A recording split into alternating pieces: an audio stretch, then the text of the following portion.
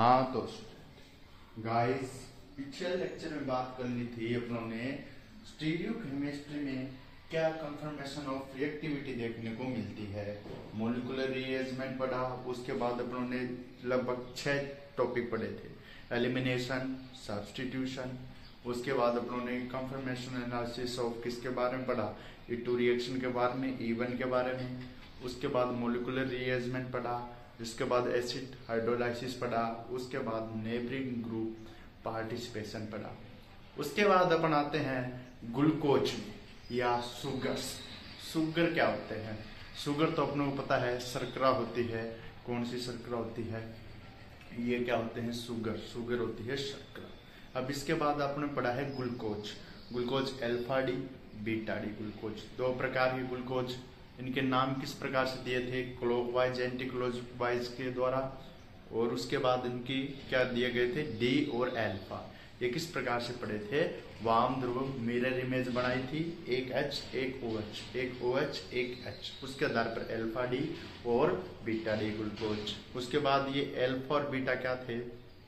D व L, जिन्हें अपन racemic मिश्रण कहते थे, यानी रेशमिक मिश्रण। 50% वो प्राप्त होना, 50% वो प्राप्त होना, यानी वही सिस्टम हो गया। अगर आप किसी से सच्चा प्यार करते तो 50% अगली करे, 50% वो करे, तो वो वाला सिस्टम, यानी दोनों के पार्टिसिपेशन हो। तो यहाँ पर आता है कन्फर्मेशनल ऑफ सुगर्स। कन्फर्मेशनल का मतलब मैं बता चुका हूँ बार बार। क्या बता चुका हूँ यार? एक क्या है? डबल बॉन्डेड है, एक कार्बन को पकड़ो, दूसरे को रोटेट करवा दो, जो चेंज आए कन्फर्मेशन कहलाए या सहसरूपणी कहलाए। तो कन्फर्मेशन ऑफ सुगर्स में अपन क्या पढ़ते हैं? इसमें सबसे पहले अल्फा व बीटा 2 शर्कराएं होती है या 2 श्रृंखलाएं होती है। दूसरी बात, अल्फा ग्लूकोज और बीटा ग्लूकोज में अपन बात करें तो अल्फा की तुलना में बीटा ज्यादा स्टेबल है। ऐसा क्यों सर? क्योंकि जो बीटा पोजीशन होती है उस पर इक्विटोरियल जो बॉन्डिंग होती है, जैसे OH ग्रुप, वो इक्विटोरियल पर प्रेजेंट होती है, इक्विटोरियल पर। प्रेजेंट होने के कारण क्या होता है? ऐसा होता है कि जो इक्विटोरियल पोजीशन है स्टीरियो केमिस्ट्री में बता चुका हूं, अगर उस पर हैवी ग्रुप प्रेजेंस है, जिसके कारण क्या हो जाता है? वो स्टेबिलिटी ज्यादा हो जाती है।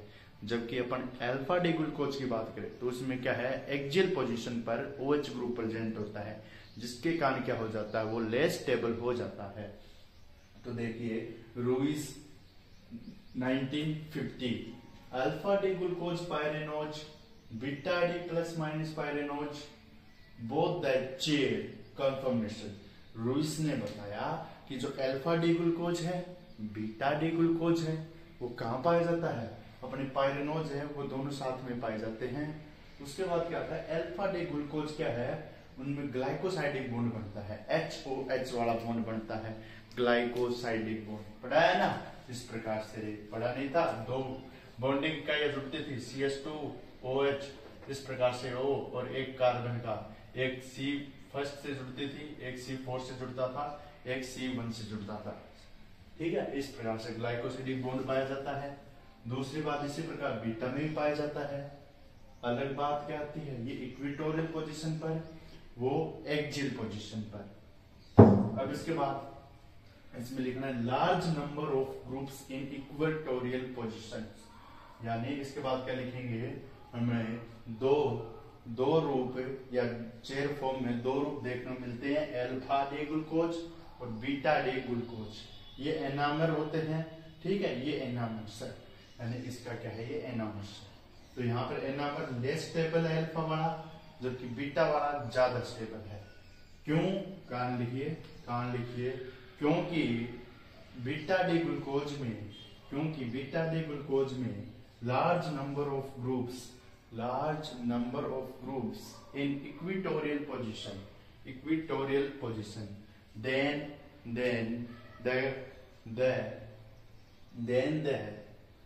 then the structures is more stable, ठीक है, more stable है as compare of alpha D glucose. Glucose आता है ना संरचना बनाना, CH2OH, लास्ट 5 नंबर कार्बन है, और उसके बाद क्या आता है? अपनों ने बनाया था ना और 6 श्रृंखलाएं होती है।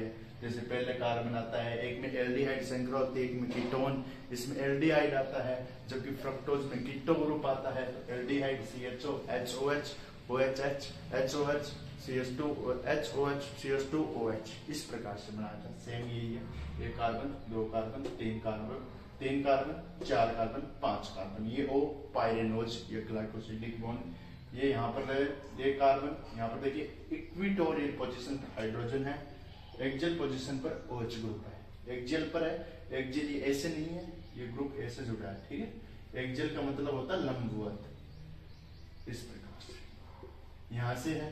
दूसरा OH है, HOH है। तीसरी श्रृंखला 3 नंबर कार्बन में क्या है, HOH, पहले OH फिर H है, ये चेंज आता था ना अपने, OH एक साइड H इस साइड, इस प्रकार से HOH। यहाँ पर अपने अल्फा और बीटा पढ़ा था, अल्फा में क्या अंतर था और बीटा में क्या अंतर था, इस श्रृंखला का अंतर था। H ऊपर होता था, अल्फा कहते थे, बीटा में OH ग्रुप ऊपर होता था। इससे सेम उल्टा हुआ, अगर यहाँ पर हाइड्रोजन इक्विटोरियल है तो यहाँ पर क्या है, OH ग्रुप इक्विटोरियल पोजीशन पर है। सेम चीज समझ में आ रही है दोनों को देख के। तो क्या है, ये बीटा मोर स्टेबल है। तो ये है अपना कन्फर्मेशन ऑफ सुगर्स। इसके बाद अपने नेक्स्ट लेक्चर में किसकी बात करेंगे, नेक्स्ट लेक्चर में पढ़ेंगे अपन किस प्रकार से इफेक्ट देखने को मिलेगा। अपन अलग अलग स्टेरिक इफेक्ट स्टीरियोकेमिस्ट्री में क्या क्या कारणों से होगा, स्टेरिक इफेक्ट क्या है वो पढ़ेंगे। Okay guys, bye.